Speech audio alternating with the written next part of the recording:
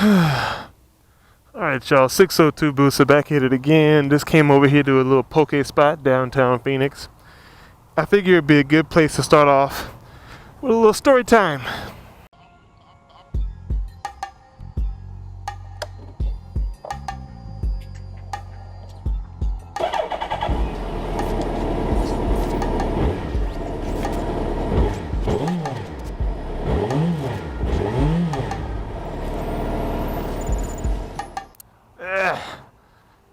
Out here on the M109 today, taking a chill, cruising downtown, you know, like we do. Oh, I love it. I love this. So anyway, I got a good story for y'all today. How I ended up in debt for 75 grand. Now this all comes down to someone driving with no insurance. What in the world has she got on? Never seen that before.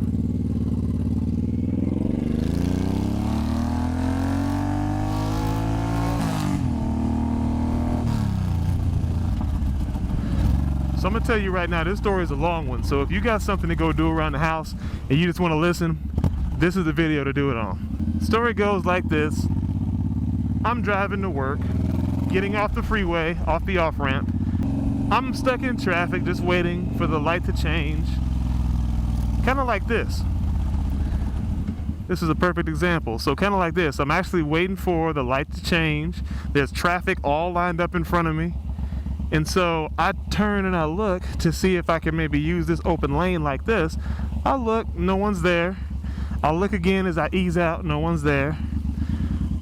I pull out and I change lanes, I get over there. I'm driving for maybe a few seconds. All of a sudden, boom! I get sideswiped. Front bumper comes off, it's dragging on the road. I get sideswiped by a little girl in an SUV. She couldn't have been more than maybe, what, like 20? She couldn't have been more than 20, she was real young. So I get out, and I pull over, and I just kind of take a look at my vehicle, make sure everything's okay, and truck's still drivable, but the front bumper's hanging off. I can't drive far with it because it's scraping the ground. So I pull over, she pulls over, she's hysterical, she's in her car. I walk back over and I ask, are you all right? Are you hurt? And she's crying, she's kind of mouths, you know, she kind of nods her head, yeah, I'm okay. So I say, okay, I'm calling the police right now. I'm gonna call 911. And she's like, okay. Police officer shows up. She calls her mom, whatever.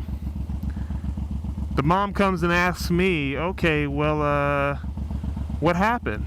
What's going on? I said, well, your daughter sideswiped me after I had completed merging over. And she's like, well, that's not what happened. That's not what she says happened. I'm like, okay, that's fine. I'm like, okay, here we go. Here we go. This is where it's gonna start. This is where I'm gonna start having some problems. So anyway, long story short, officer assesses the damage and I go to give the officer my insurance information and he hands me back a slip. It's like an accident exchange information form. It's a little small piece of paper that shows your insurance information and the other party's insurance information that was involved in the accident. So that way each of you can, exchange information without having to talk to each other. I look at the piece of paper and my information's at the top. I look down at her and she's got nothing. So I'm like, you gotta be kidding me. This girl was driving with a suspended license and she did not have insurance for the car she was driving. Now right then and there, that's a citation. Last I checked, you can get cuffed and you can get put in the back of the car for something like that. As far as I'm concerned, if you're driving with a suspended license and you don't have insurance, that's a one-way ticket to jail. No joke. But I see an ambulance come. I'm like, okay, she wasn't that hurt. This girl walked away. I mean, her car had a scratch, like a long scrape along the side of it and a couple of dents, but that was it. The girl was able to walk away just fine.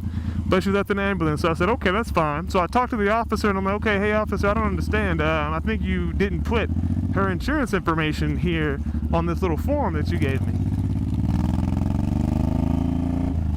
And so he's like, well, yeah, she doesn't have any insurance.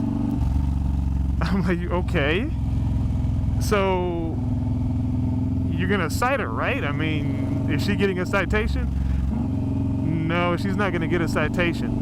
I'm like, what do you mean she's not gonna get a citation? So right then and there, I'm already at a point to where I'm at a loss and I don't understand what's going on. I thought something was wrong with it, but at the time I didn't know any better. I should have asked for his sergeant to come out. I should have told him, look, get your sergeant out here and you're gonna have to write her a ticket for not having insurance. She can't get away with that. So at the end of the day, I gotta get my truck towed away. I gotta get a ride back home. After I pay my deductible, get my truck fixed, it's looking pretty again. I get a letter in the mail saying that I'm being sued for $75,000 for her pain and suffering. Let's move, people. For her pain and suffering from the accident. $75,000. This girl walked away from the accident, not a single scratch on her, and she's suing for $75,000. I'm like, I don't believe this. So the reason why I'm bringing this up is because I don't want you guys to be in a situation like I did and not ask the right questions. Anytime you feel that the situation is not being handled correctly, if a person does not have insurance, if a person does not have a valid driver's license, they should get an automatic ticket. That's the law, regardless. So after all this went down, I reached out to the police officer, or attempt to reach out to the police officer that was handling the issue out there, the one who took care of the accident. Can't reach him. This is about a week after the accident. Still can't reach him. I call the office. They say he's unavailable. So I ask for the sergeant, and they say, okay, well, he's unavailable too. So I'm waiting. Another week goes by. I finally get a hold of the sergeant, and I tell the sergeant what happened. I told him that the officer did not cite this girl for not having a valid license and for not having valid insurance.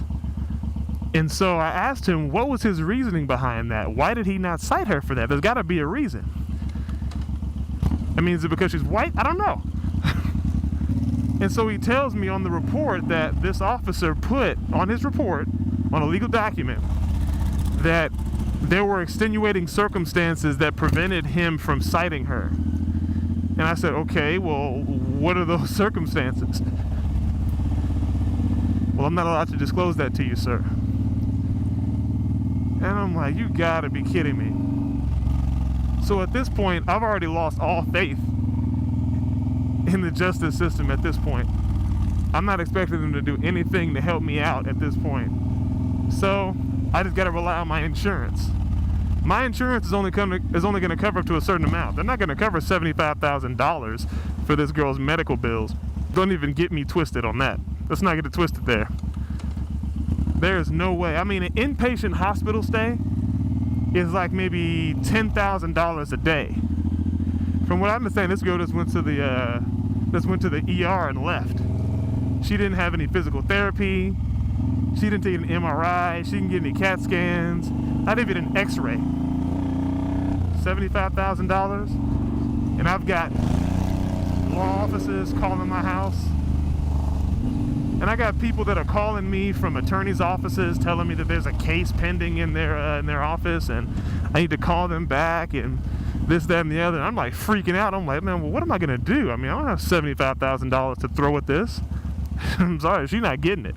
And she's not going to come after my bikes either. You better think twice about that.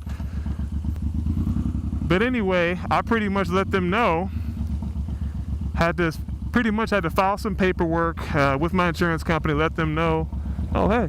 So you need that to make it run? What's that? You need that to make it run? No.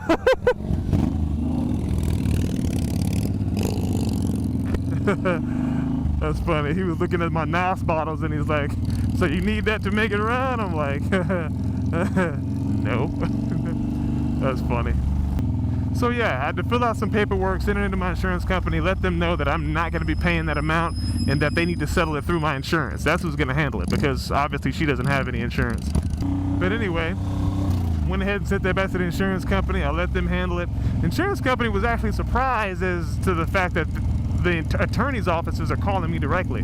That also should not happen, especially when there's insurance involved. Anytime that an attorney attempts to come after you in an accident where insurance is involved, especially auto insurance, from what I understand, it's got to be a scam. They're just trying to pressure you into paying. So don't let those scare tactics fool you into thinking that you owe someone money or that you have to go and get lawyered up right away. Don't do that. The insurance is supposed to handle that. So don't feel as if that you got to come out of your pocket immediately and pay for something.